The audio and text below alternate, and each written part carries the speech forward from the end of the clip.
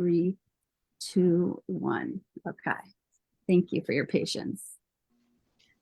Hi, everyone. My name is Eli Pollard. I'm the Executive Director at the World Parkinson Coalition.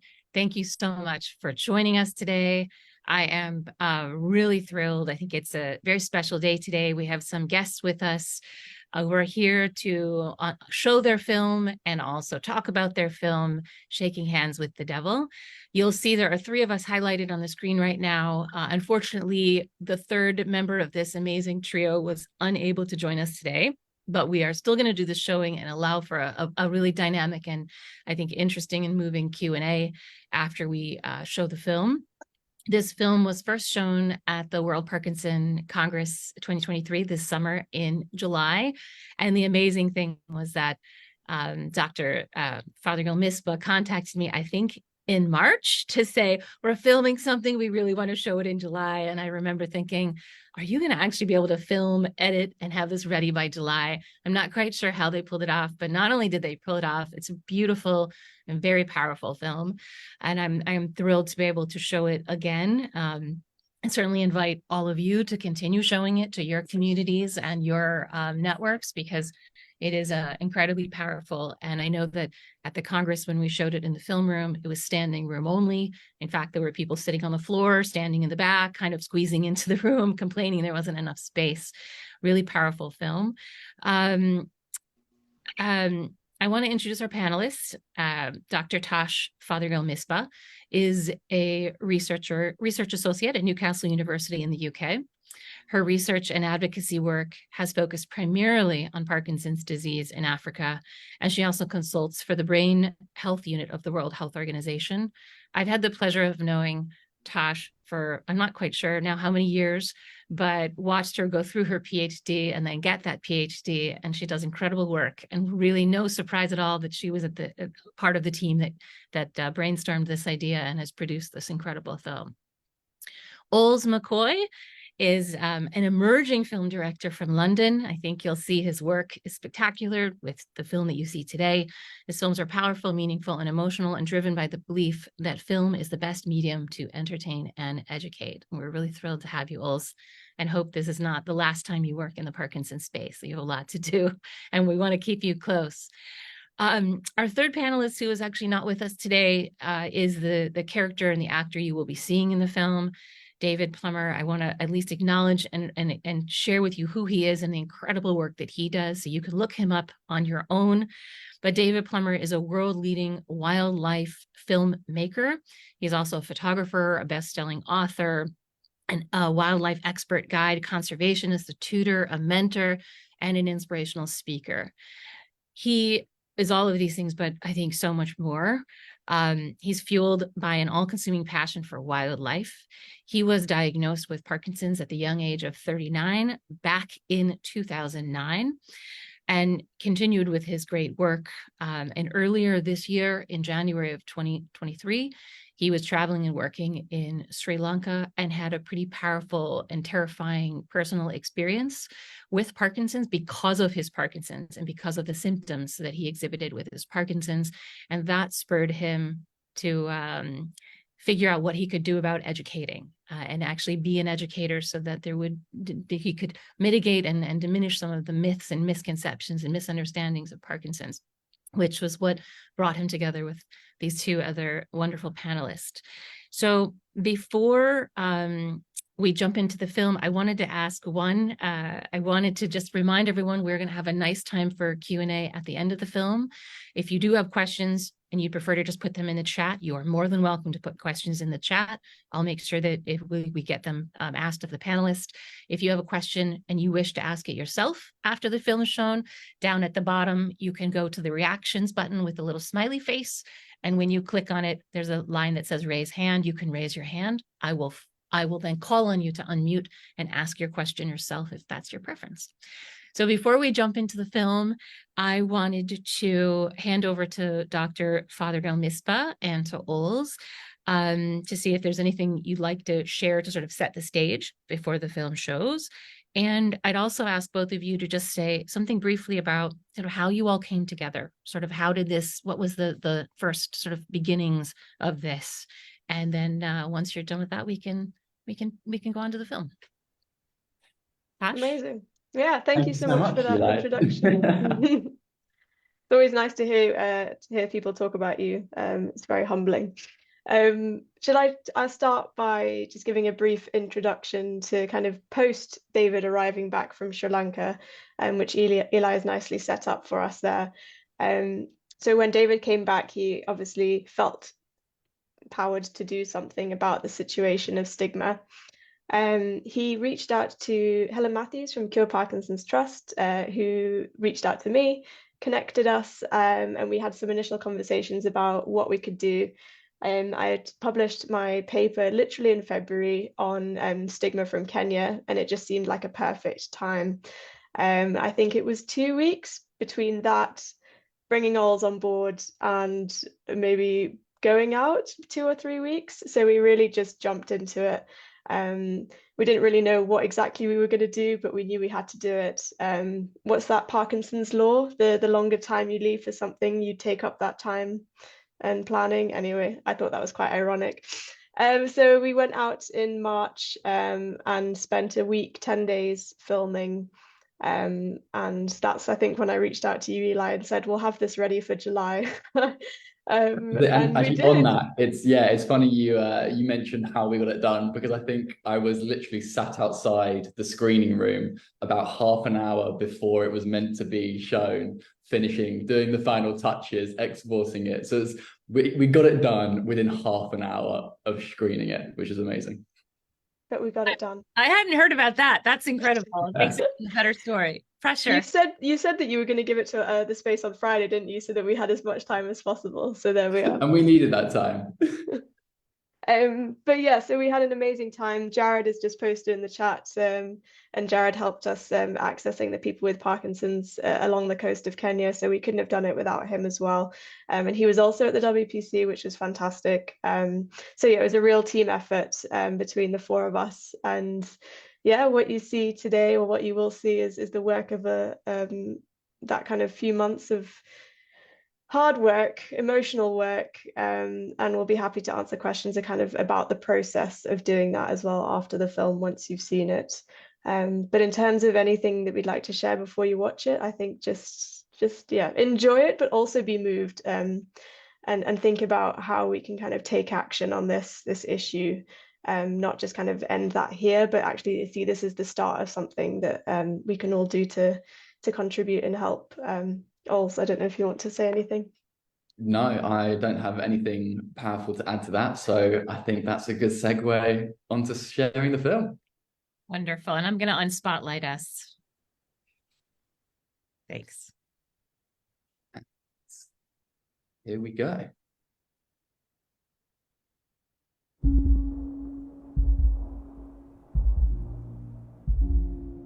My name is David Plummer. In 2009, I was diagnosed with Parkinson's disease. In this short documentary, I intend to highlight the plight of Parkinson's sufferers in Kenya. Little did I know making it would leave me shocked, exhausted, and withdrawn. It seems like paradise when you first get here, looking at this gorgeous sunrise and on the beach.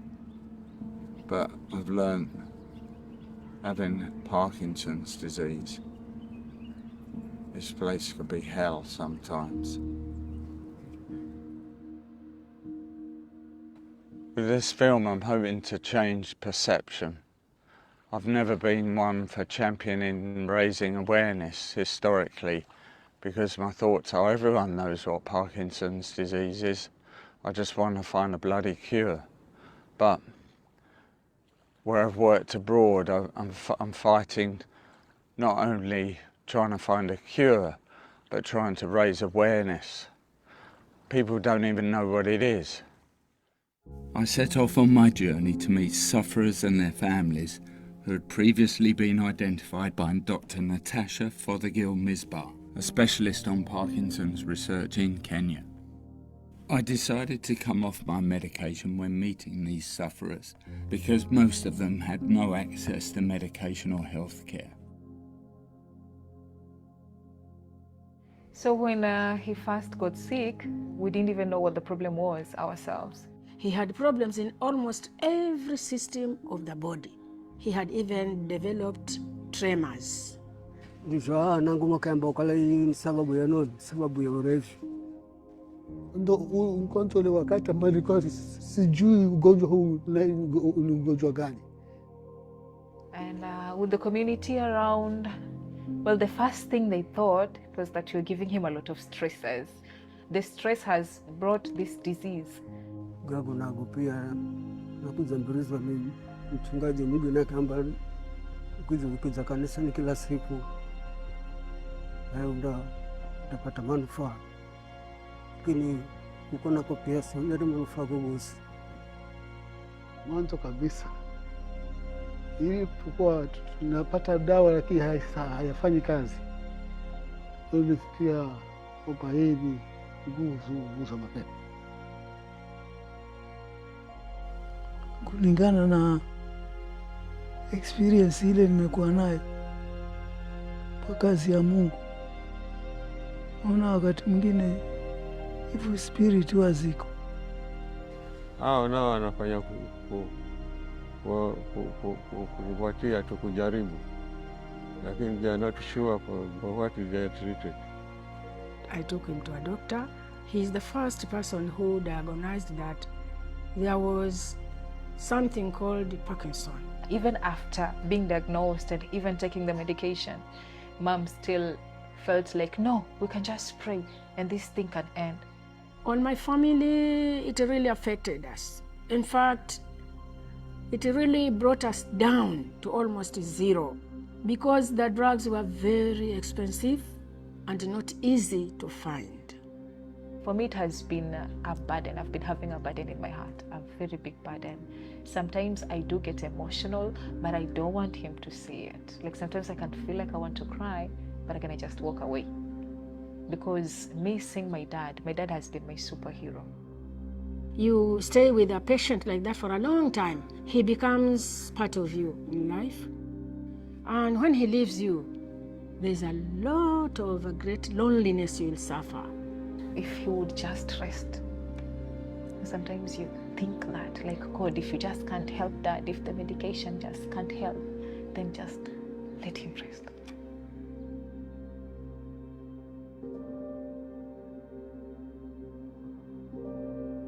I was introduced to a private healthcare doctor who only confirmed these stories. In a private, you can see like 100 patients, like on average. In a public, you can see 2,000. So you might miss some diagnoses and some patients presenting with obvious symptoms. If you're not diagnosed correctly, you'll just be hopping around diagnosis, taking this medication for the wrong diagnosis. So many people will give up on the medication. Can they afford the medication? Can they afford to go and see the neurologist or the neurosurgeon? There is so many misbelief or trust in medicinal or herbal treatment, and also some way into witchcraft. Anyone living with Parkinson's disease anywhere in the world knows what stigmatization is. Stigmatization is bad enough, but it can lead to persecution. And sometimes this persecution can take on extreme forms. Most people don't know about Parkinson's. Most people don't know. Here, I mean, in the villages, they are not aware about the Parkinson's. They just still think it is something associated with evil spirits. Initially, I thought maybe it's some witchcraft, because since it does not have a cure. Some says it's a curse from their ancestor. If they see him, they say, that is a witchcraft. They run away.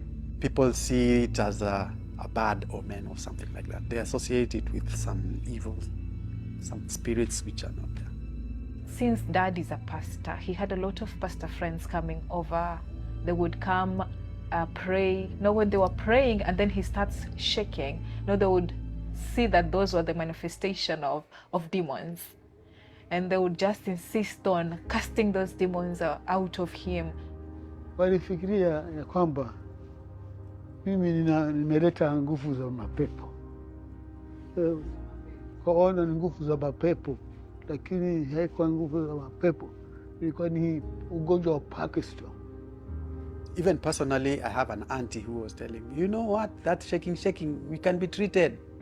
It can be treated by local medicines and all that. They cut you in small bits in the skin. So, and then they put herbs in those areas that are being incised. If let's say you have tremors, they'll cut on the arm. They'll do several cuts and then put some medicine or herbals in those cuts. Hawakuji tena. They just avoiding. They can transmit the disease to their body through shaking hands, maybe come into contact, maybe sitting close to him. So we are not seeing them again. Then they were like blaming him. What have you done? Where have you put yourself? Are you in some cult or something? You see, most of the elderly people, they are based in the rural areas. And most of them, they live alone. So if you see an old man or an old woman living alone with nothing, maybe the way she is, she's unkempt, nobody's looking after her. So the next thing, she would be branded a witch. They have gone to the extent of just killing the people. There's a lot of old men that are being, because they suspected him that are witchcraft. The youth, they organize a group, and then they go to the old man, they say he's a witchcraft, and then they kill him. The young people come and kill you if they are sure you are doing witchcraft. There are 3 old men, just last month, they were killed because of that. They see anything happening that they don't understand how it is happening and how it is started and how it is going. They come to a conclusion that one is bewitched. It is devilish powers that is working or has been thrown to him. It's very bad, because them say he's struggling for his life, and yes, someone is coming here to shortcut his life. That's no good.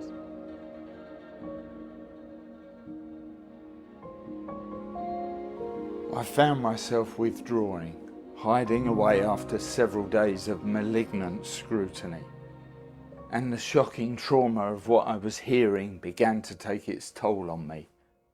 After such a roller coaster of medication and emotion, I hit a wall. So I'm totally off meds now because, I don't know, I think we've been pushing hard pace to get this film. This is what it's like being off. Fucking hell. So I don't want to be sympathetic or self-indulgent. I just can't imagine how they live. They just rely on families or the goodwill of someone close to them, with the threat of possibly people coming to kill them for being witches. And imagine that fear. They're just trying to exist, trying to stay alive. They don't even know what they've got. They've not even been told. Truly, shame on anyone who stigmatizes and, let alone, persecutes them. A major change of belief needs to be addressed. The rule of law needs to be enforced. Public awareness of all disabilities needs to be raised. And for heads of state to take this on board and end this brutality. Lakini chakula ni ile ya tabu, na vile siendi kazi, inanibidi maisha yangu niko hapo sasa, narudi chini. Ningepata chakula, ningesaidika na dawa. First and foremost, people have got to get educated. It's just a matter of awareness, education, information, and it can be managed. I think it's beneficial to the patient to know that they're not alone, and you can reach out to someone suffering from the same ailment as you, and it's not something foreign, it's not something unknown, right?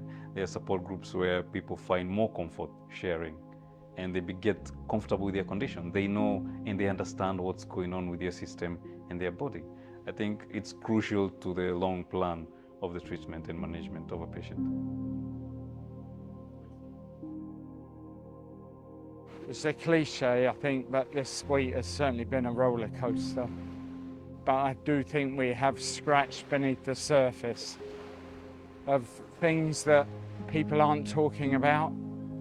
There's a distinct lack of medication here or access to medication.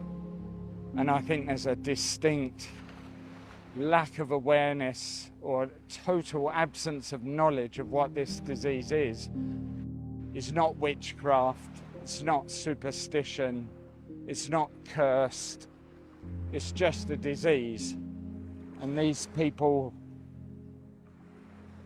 have the basic right to be treated like normal human beings.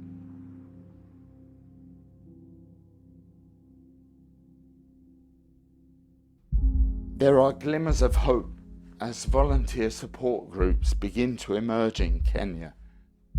Yet these support groups need support themselves, which must come from the government. Kenya, like any other country, is generally made up of good people. But evil happens when good people do nothing.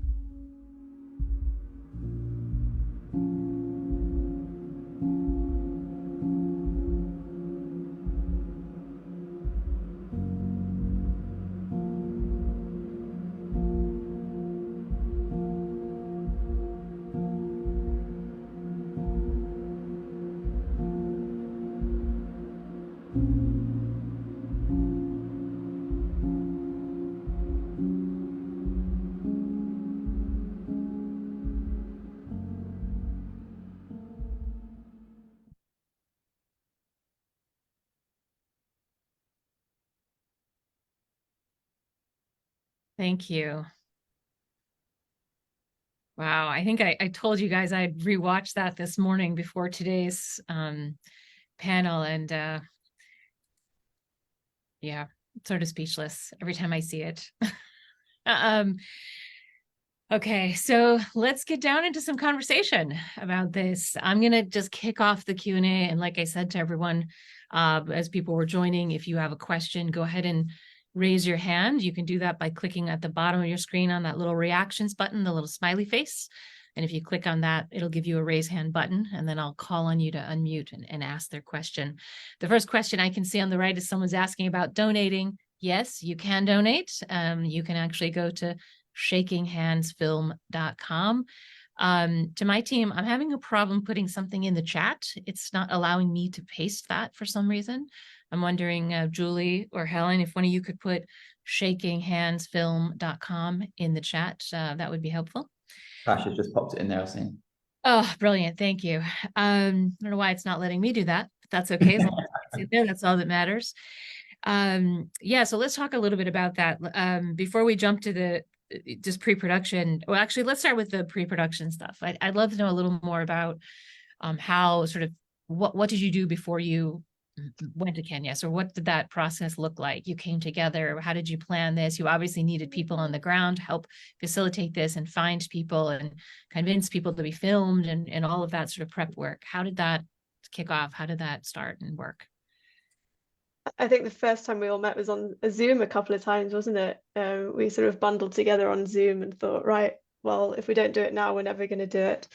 So fortunately, I think it's important just to say that, yeah, Tash lives in the very north of the England. I live in London, and then David lives in the very south of England. So kind of we had no ability to meet up in person. And as Tash said before, we had 2 weeks to organize all of this because we had flights booked to go to Kenya.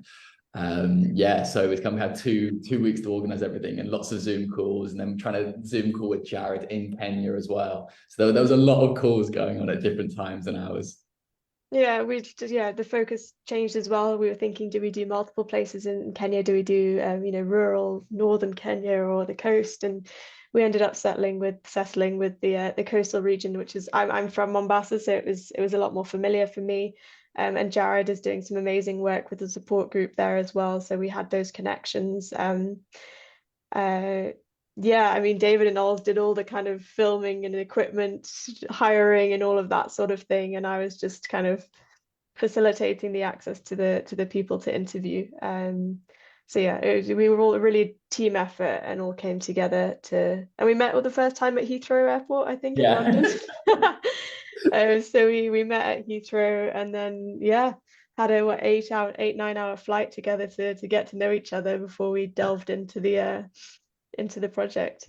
So yeah, I told Oz on the flight we'd be best mates by the end of it, and we don't love each other, I hate each other at the end of it. It was one or the other. Well, it's just incredible. I mean, and even hear that backstory that you literally were sort of building the plane as you flew it, right? You got there and you hit the ground running. With regards to the people who agreed to be in the film, I'm just curious, and how did that come about? It sounds, from what we're learning in the film, a lot of fear to even talk about having Parkinson's. And so those people who willingly, and I see there's a comment from our friend David Leventhal, he said such a brilliant, important film with resonance for so many people living with Parkinson's and other conditions who are stigmatized within their own communities. So just off of David's comment, I mean, if they're stigmatized already in their community, how did you convince them to be in a film? I mean, that's really not hiding at all. That's like, I'm here, and you're really exposing them. So what was that process like?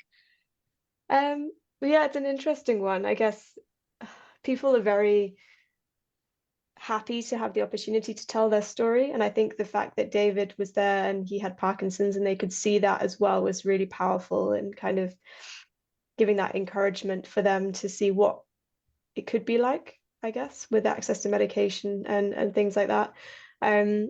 Of course, these are people who have received a diagnosis, have at some point been diagnosed with Parkinson's, are accessing support through the support group and getting that support from Jared. So I think they felt like they were kind of within that network and that community, which potentially gave them that boost of kind of feeling okay to share their stories. But what I found from my research as well is people are generally very kind of happy to talk about their experience, and no one's ever asked them about it, and it's often quite cathartic to have someone just say, what's it like, what have you been struggling with? People want to be heard, and kind of we were giving them a voice when they're unable to have a voice normally.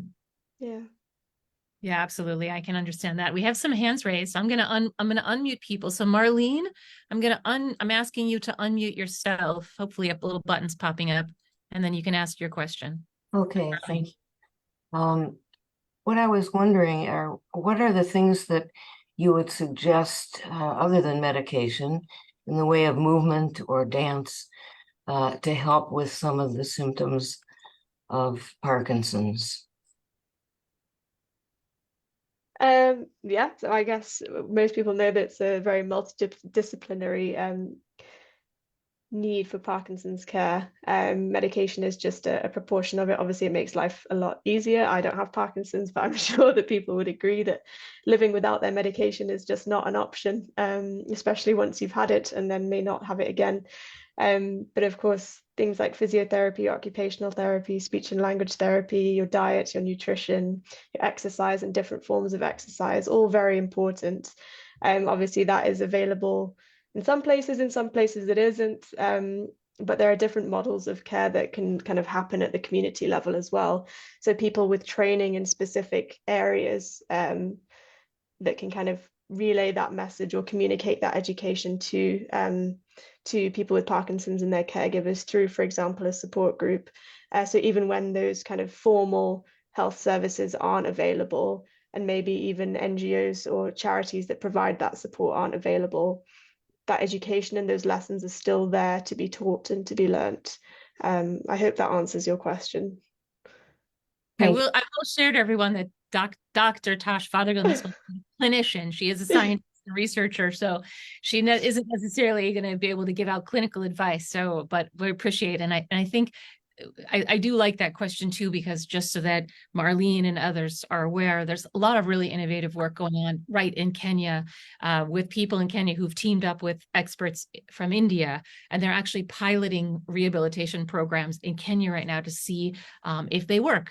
This is the idea of why recreate the wheel if a program is working in communities in India, maybe it would work in Kenya. So really wonderful people have been running programs to sort of introduce these non-medical, things that are away from the medicine, and seeing if this is something that can at least help people in Kenya with rehabilitation. So I'll just. I'm definitely not a doctor though, so I'm just a man with the camera. So any questions about that, I'll stay well clear. Okay, I'm going to ask Sabela to unmute and ask her question. Our good friend Sabela. Hi everyone. I mean, it's a pleasure being here. I managed not to cry, Tash, this time watching the documentary. I'm curious though, because I see all of you and I know a lot of you in person. And it's a little bit preaching to the choir, isn't it? Like, you don't need to convince us how tough it is in Kenya or how tough Parkinson's is. So I'm curious, how have you shown the documentary to people who don't have Parkinson's and what the reaction has been? Do you plan to? Do you want to organize something here in New York, Eli? Thank you. Yeah, I mean, we talked about this, Eli, the other day when we met to kind of plan this, in the sense that we're kind of, like you say, preaching to the converted. The social media pushes are all kind of reaching the same groups of people and people with Parkinson's, and of course that is important in its own right. But ideally, we also want to be reaching kind of the general population, people who don't know about Parkinson's, in both, the high income world, but also in places like Kenya. So we've got a bit of work to do, I think, in terms of the high income country world population. And if you've got any ideas, Sabela, that would be amazing to hear. And kind of on the ground, we're still working on how to kind of do that community dissemination in country, and working with kind of government officials and that sort of thing. But yeah, I think we definitely need to get it kind of out there, outside of the Parkinson's community. Sabela, let's connect. I'm happy to brainstorm. New York City is a great place to show this film. Amazing. And Sabela, thank you so much for your the Spanish subtitles. That was amazing. And so we can use that, that's another kind of tool that we can use to share with that community as well. So let's think about how we can do that. Wonderful. All right, we have our good friend Heather Kennedy, who has a question for us. I'm unmuting or asking you to unmute. Thanks, Heather. Glad to see you again. Thank you so much for your work. I was going to ask the same question that JM just posted, so it's kind of funny. I was going to say, what drew you specifically to this area of the world? And also, how do you compete for attention in a world where everyone has the attention span of a goldfish? To just get someone to, just be interested if they don't have Parkinson's, just out of curiosity. Thank you. Very great question. I'll answer the first one, and maybe Ols can tackle the second one. So what drew us to Kenya? So I'm from Kenya. I grew up in Kenya. I'm also Kenyan. All my work has therefore been kind of focused on Kenya, as well as kind of wider sub-Saharan Africa. But I have a vested interest in Kenya because it's home. And so all my networks and connections are also there. Not saying that this is not a problem in any of the other countries. It's very much a kind of convenience, I suppose, in terms of just providing a picture of the situation there. But we know that the situation is likely to be very similar in the 3 countries mentioned there, and also across other countries. I'm working on a grant at the moment, doing a lot of different things with Parkinson's, and that's across 7 different African countries. So we're getting a bit more of a spread there.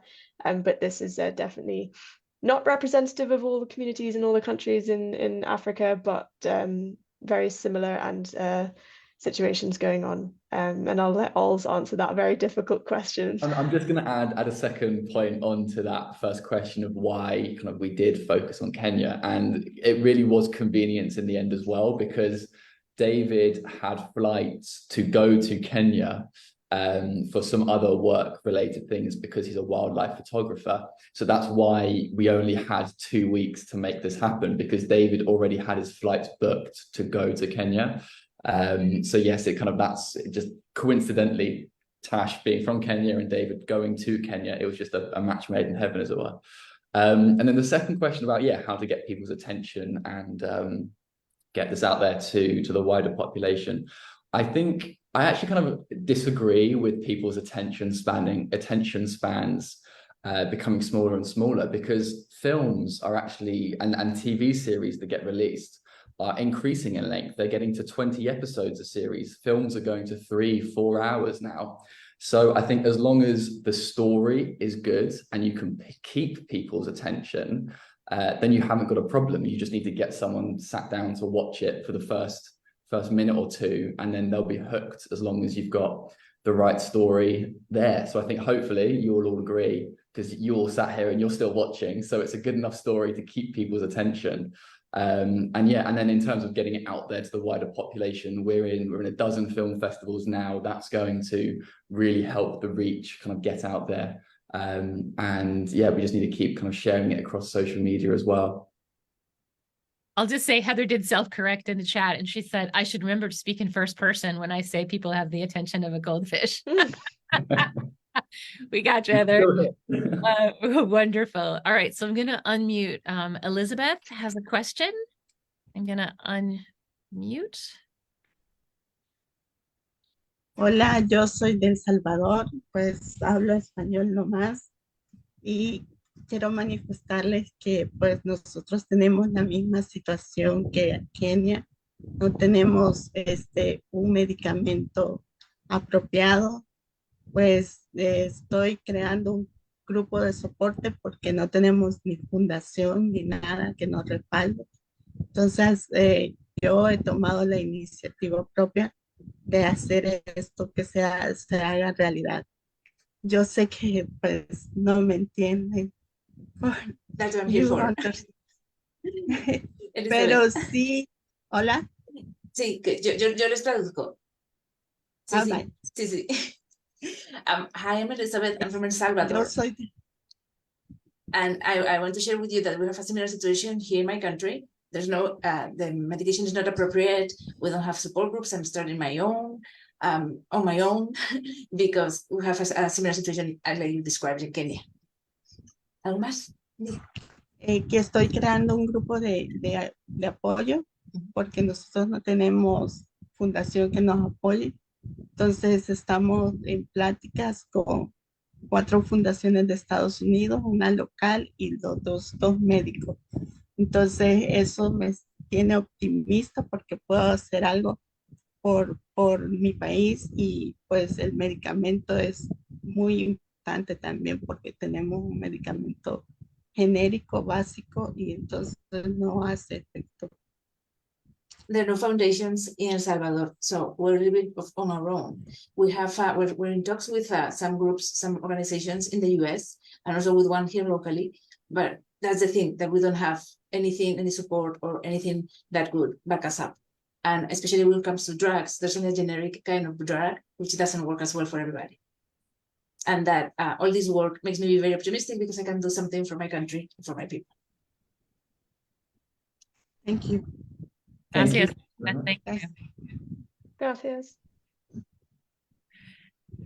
Excellent. I have one question for you, and I know this is probably really a question for David, who's not able to join us today, but his decision to not take his medication when he was in Kenya.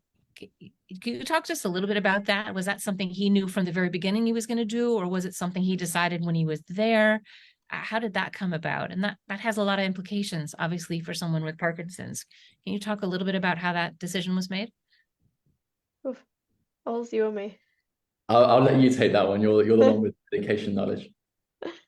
Yeah, I don't think he initially set out to do it specifically. It sort of became something that he felt like he had to do after the kind of first few people that we met, because they just didn't have the access. You know, he was talking about having this pocket full of levodopa, pocket full of Cinemat, and just meeting these people who were struggling so much without any medication, and knowing that they weren't able to afford it or access it.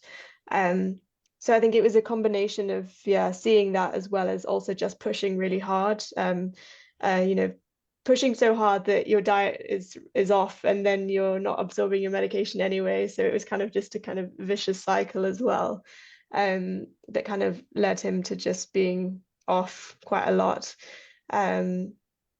Yeah, it was a tough watch for us as well, for Ols and I, and obviously we needed to push to get the material that we needed, but also acknowledge that David had Parkinson's for what, 15 years or so, and realized that he wasn't probably as able as he might have been previously. So yeah, it was a sort of something that evolved, I think, rather than a decision he made from the offset to say, I'm going to do this. Obviously, he had to take some because we had to function. I think if he hadn't have taken any, it would have been really difficult to do that week. But he definitely, yeah, it was difficult. Yeah, just thanks for to say sharing. also the donations from the GoFundMe are going all to the people who were in the film to provide them with the medication. So that's our kind of small way of saying thank you and paying back for them telling their stories and just to make their life a little bit easier. Can you talk just a little bit about this? And we have another question, but before I go to the question, you did mention, someone did ask about how they could donate and support. And I know on the links to where the film is shown, there is a button that says, donate. How has the response been to that? And like you said, it's all going to those people. Can you talk a little more about that aspect of supporting if people wish to support? Yeah, I guess it's thinking about what we wanted from the film, and one of the, I guess, quick fixes, the short, low-hanging fruit, was that we can actually get funds to buy medication for people now, and it's a relatively quick solution, and it gets medication to people who otherwise couldn't afford or access it. And so that money goes to the support group. So that's led by Jared, and it's the one I founded a few years ago. And they buy the prescriptions that they need for those people. And so it's not just the ones in the film, but also the kind of wider support group with other people who can't access their medication as well. So we've got links with a pharmacy who imports the medication and then supplies it to the people with Parkinson's. So it's a great thing to be able to do. A small thing, but hopefully a powerful thing. And I said, it's kind of ongoing with wider initiatives to improve the availability and affordability of Parkinson's medication kind of at a higher level. But this is the low-hanging fruit that we can fix and sort right now. It's kind of easy to do and hopefully doesn't cost a huge amount, which is ironic because obviously these people can't afford it. And for us, it's sort of, $20 here, $20 there for a month's supply. So yeah, if you are able to donate, then please do, and it will go all just buying medication. That is the goal. So thank you if you have donated already as well. I will say, I know that like you said, it seems small to donate so someone can get a pill, but for someone who does not have that pill, that is monumental. There is nothing small about it. So it is huge and life-changing. Yeah, so great. I remember, a couple of weeks ago, Jared sent us a video of a before and after of someone before they took the medication in Kenya in the support group, and then after, and it's a completely different person. It's just, it's incredible to see. Yeah, exactly. And we should all have access to it. That's the point, right? Yeah. I'm going to ask, is it Nicole from Parkinson UK? I'll unmute you. You can ask your question. Thanks for joining. Thank you.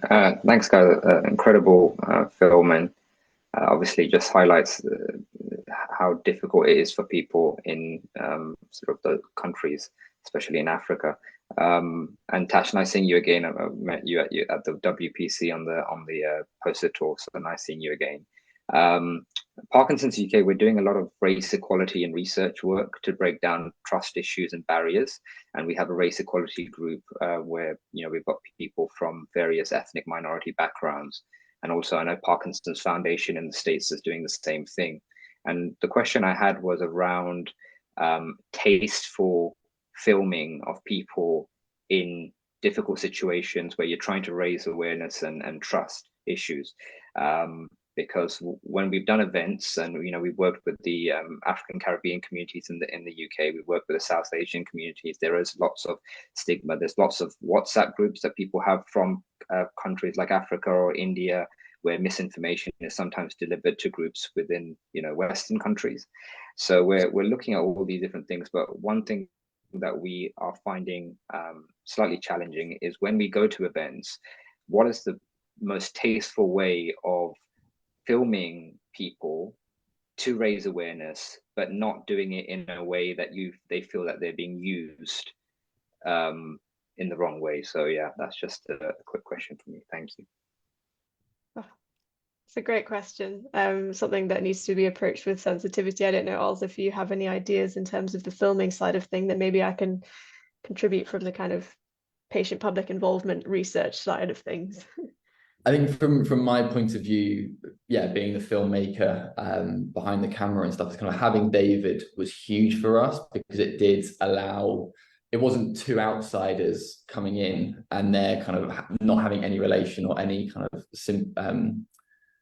just no connection with them, and they were able to see David and talk to David.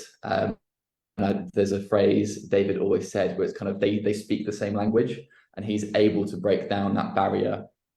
So I would say it's having someone who has Parkinson's to be with you when filming behind the camera, whether they're asking the questions, talking to them, and then also just keeping the time very minimal and equipment minimal as well, so you're not kind of in their face, bringing this huge production, this whole team. Kind of, it was just the three of us, I think, and just one camera and a small microphone, and that helped because it felt like you're talking to people and you're not talking to this huge entity, this huge organization, which kind of people can think you are suddenly being exploited. But if you're talking to someone on a personal level, that always helps as well.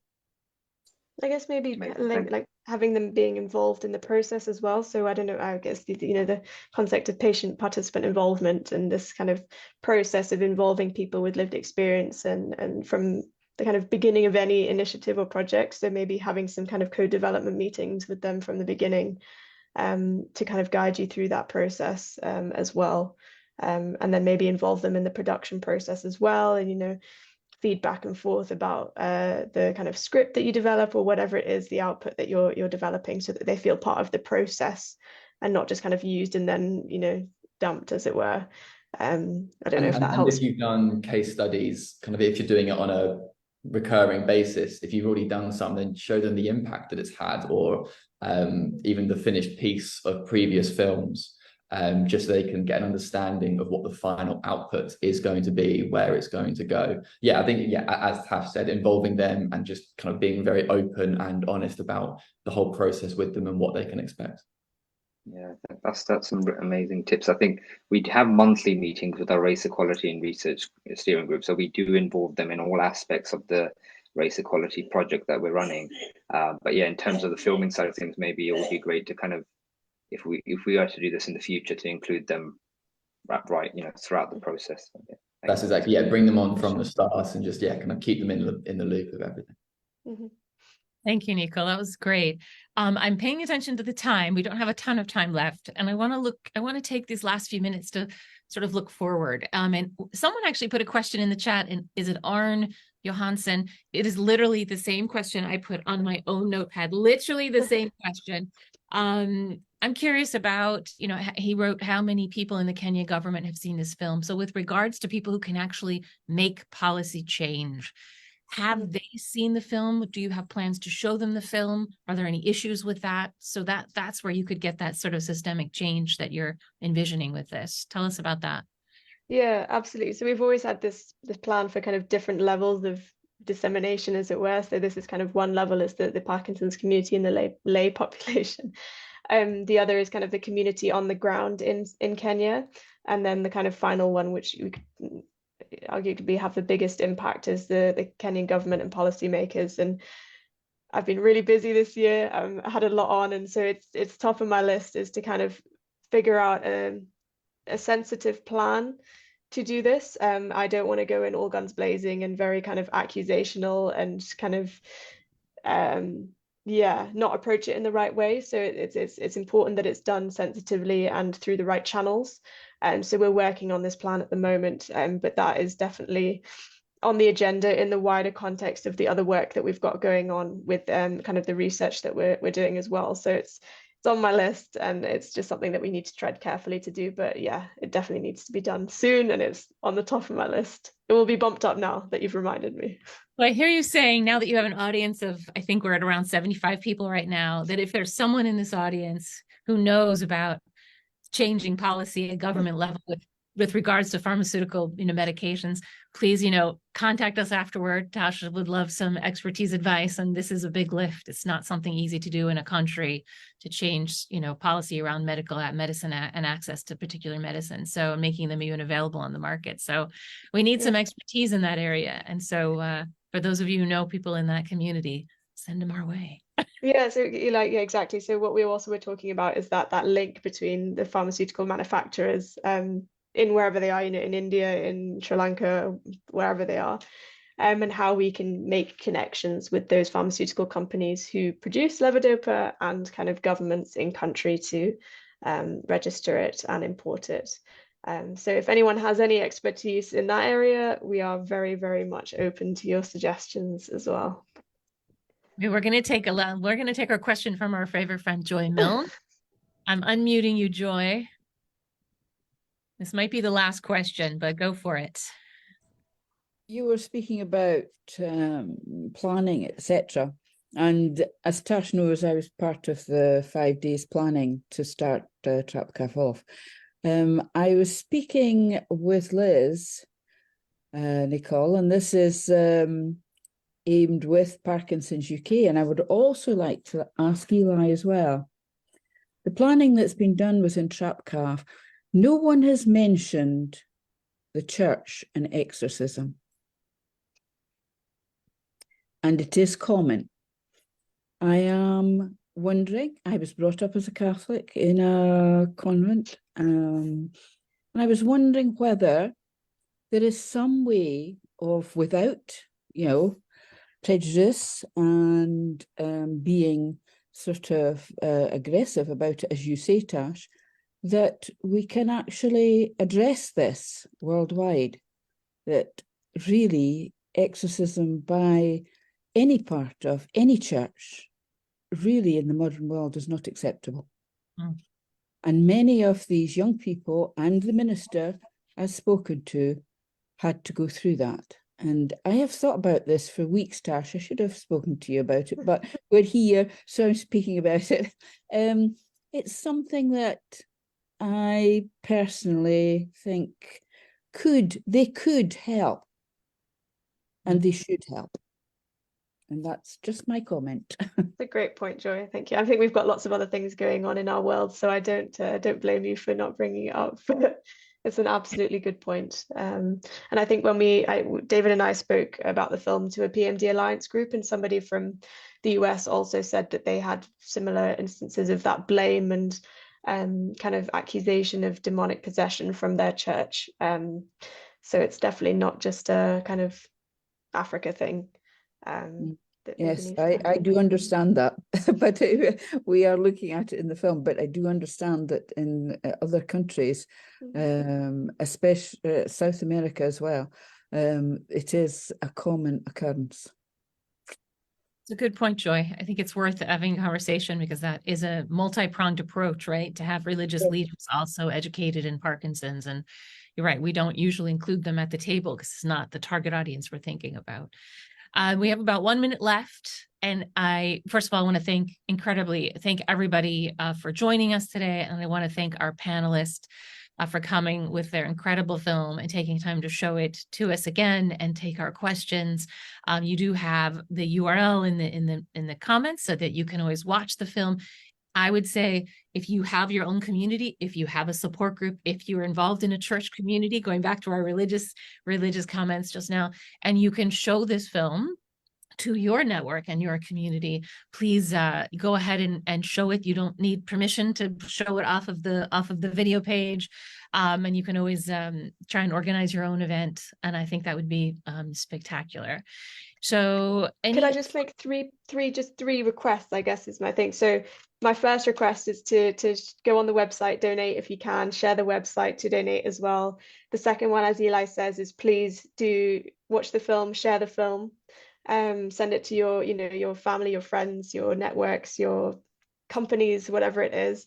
And the third one is that if you do have any expertise in any kind of higher level policy or pharmaceutical industry, then do get in touch. I think Olza's email is on the website, but I'll also add my email address here, or you can contact me on social media as well. But Yeah, those are three asks. all of our contact details and like LinkedIn, Instagram, social media is all across the website. So yes, please feel free to get in touch and ask anything if you didn't get a chance to ask here as well. Wonderful. I want to thank again everybody so much for coming. This again has been recorded. It is being shown on Facebook Live. We'll put that recording will be available later today. And thanks again for your support of this film and of the WPC, and for all the work that you do in the community, to everyone on this, as well as our panelists. Thanks so much, everyone. Have a great afternoon and be safe wherever you are. And thank you, Eli. Thank you so much. Bye.